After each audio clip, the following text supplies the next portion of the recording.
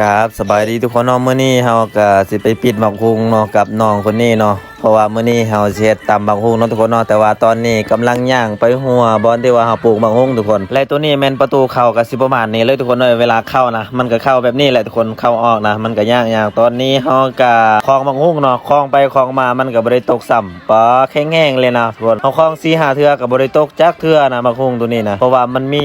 2-3หมากที่ว่าใหญ่ๆเนาะแต่ว่าเฮาเอาหมากนึงเฮาบ่ได้คลองหลายเนาะเพราะว่ายันกินบ่เบิดนะคลองหน่วยเดียวก็พอแต่ว่าคลองไปคลองมายังบ่ตกซ้ำทุกคนคลองอีกโอ้ตกแล้ววันนี้ปลาเกือบถึกโตเฮาเองนี่บักฮุงที่เฮาปิดทุกคนเด้อมันกำลังเฮิ่มๆเลยแต่ว่าเฮายังบ่ได้ขูดเปลือกมัน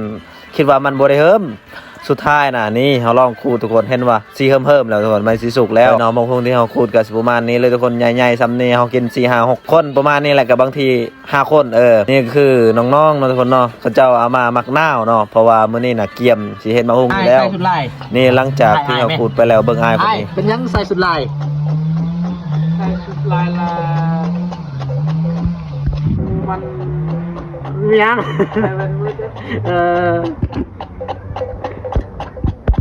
แล้วเฮาถามอายคนนี้สายสุดลายเป็นยังไปกวดไฟฟ้าไปสายสุดลายแล้วก็บ่ฮู้สิตอบว่าแนวใดเลยเนาะเราบ่ฮู้คำตอบเลยหลังจากนี้เฮาขูดเป็นที่เหี่ยมห้อยแล้วเฮาจะทำการปักอีกทุกคนนี่เฮาบ่อยากขูดเนาะเฮาปักแบบนี้เลยทุกคนนะปักบักฮุงนะกินแบบนี้แซ่บเวลาเฮาขูดมันจะน้ำมันจะเหี่ยวเนาะแต่ว่าเฮาเฮ็ดแบบนี้นะน้ำมันรสชาติของมันยังแซ่บอยู่ได้เฮาปักแบบนี้เลยทุกคนหลังจากที่ปักแล้วเฮาก็เอามีดตัวเฮาปักแล้วเฮาจะฉีกแบบนี้เลยทุกคนแบบนี้เลยเนาะเพราะว่าเฮ็ดให้มันน้อยๆนะทุกคนเนาะหลังจากนี้เฮาก็ปักต่อทุกคนนี่ตอนนี้ใกล้สิแล้วทุกคนนี่เห็นบ่เพราะว่าบักฮุงเฮานะมันเพิ่มแล้วทุกคนมันเป็นสีเหลืองๆแล้วเนาะก็มีแต่ซ้ำนี้เนาะในหลังจากที่ขูดไปแล้วเนาะเฮาก็เอาเกลือมาใส่เนาะทุกคนเนาะบักฮุงเฮาหลังจากที่เฮาสีเป็นที่เหี่ยมห้อยเฮาใส่เกลือเป็นที่เหี่ยมห้อยเฮาก็ทำการปิดหมักเพชรมันอยู่เฮือนเลยทุกคนเพราะว่ามันอยู่ศาลเฮาเองเนาะทุกคนเนาะบ่ได้ไปหาอยู่ใส่หมักเพชรนะปิดอยู่นี่เลยหลังจากที่ปิดไปแล้วเฮาก็ล้างเนาะล้างแล้วก็ใส่โคกแบบนี้เลยทุกคนแต่ว่าบ่มีคลิปต่ำเด้อเพราะว่าเด็กน้อยนะเขาลืมถ่ายเนาะทุกคนเนาะนี่มันมีแต่คลิปเดียวนี่เนาะหลังจากนี้เด็กน้อยก็ไปปิด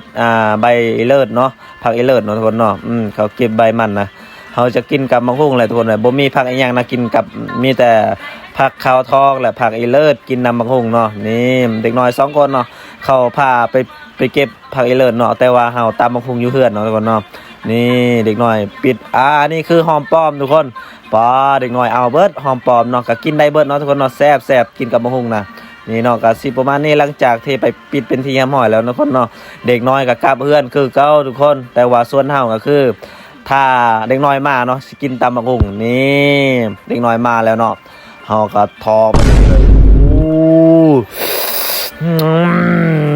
ได้กินแน่นอนทุกคนมื้อนี้นี่ทุกคนหลังจากที่นี้เฮาก็ถามชื่อแต่ละคนเจ้าชื่อหยังอาแยอาแยเจ้าชื่อหยังอาเซียมนี่ล่ะเจ้าชื่อหยังอาทอนเฮาเด้อหลังจากนี้เฮาก็กินเนาะ4คน5คนกับอายเฮาทุกคนเนาะนี่มื้อนี้น่ะกินตำบักหุ่งทุกคนนี่เลยเนาะตอนนี้อายเฮาก็ยังบ่ได้มาเนาะทุกคนเนาะนี่ตอนนี้เฮากินท่าได้ทุกคนเลยเพราะว่าหิวข้าวนะเฮากินข้าวเพลนเนาะทุกคนเนาะเฮาบ่ได้กินข้าวเพลนเลยเพราะว่ากินได้ข้าวเช้ากินข้าวเพลน3 โมงทุกคนเกือบ4 โมงนี่แหละกินข้าวเพลนทุกคนเพราะว่ากินตำบักหุ่งกับข้าวเนาะนี่เห็นบ่ป้าสุกนี่คือแบบชงหิวแห้งทุกคนป้าแซ่บ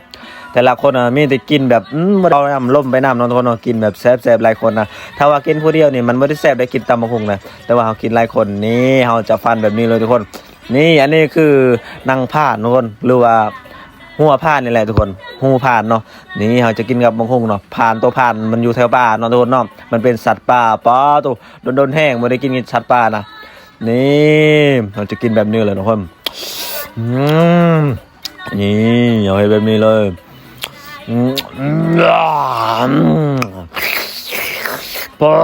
แซ่บเลยทุกคนแซ่บนี่คนหลังจากนี้เขาก็กินน้ำต่อเนาะเพราะว่ากินบ่ได้กินน้ำนี่กินบ่ได้เนาะเพราะมันค้างในคอเนาะเนาะเขากินข้าวกินน้ำมีคลิปมามีแต่ซ้ำนี่บ๊ายบายทุกคน